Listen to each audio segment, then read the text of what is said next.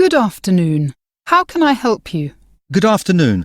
I've got a problem which I'm hoping you can advise me about. I live in Mount Pleasant Street in one of the detached Victorian houses near the top of the hill. Oh, yes?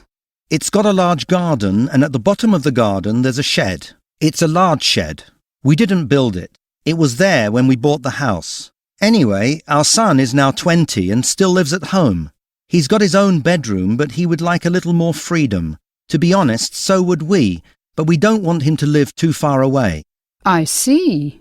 That's why, for the last 6 months, we've been redesigning the shed. We haven't changed the outside at all, but we've made 2 rooms inside, a bed-sitting room and a bathroom. We've had an electrician in to completely rewire the shed and a plumber for the bathroom. There isn't a kitchen, partly because of the fire risk, and well, I don't think our son would use a kitchen. It's cost us about £5,000. Apart from needing furniture, it's all ready for my son to move in. We've made sure that it doesn't affect the neighbours at all. It has even been completely soundproofed, so John, my son, can play music without worrying about disturbing anyone. Go on.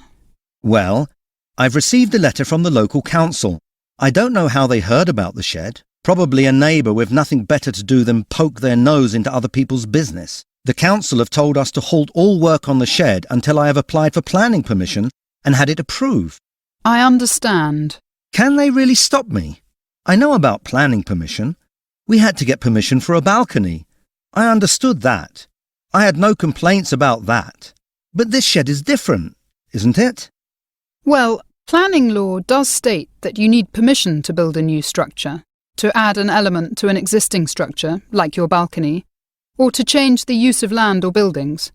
It's this last point that concerns you. This law was really introduced to stop farmers from converting barns and other buildings into houses, but it does also cover your shed. What if I refuse?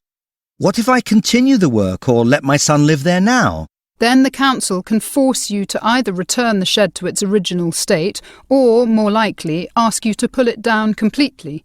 If you still refuse, then you may be faced with court action and a heavy fine. But that's so unfair. All that work. Is there nothing you can do? I'm sorry, but that's the law, Mr. Donaldson. The only advice I can give is to apply for planning permission and keep your fingers crossed.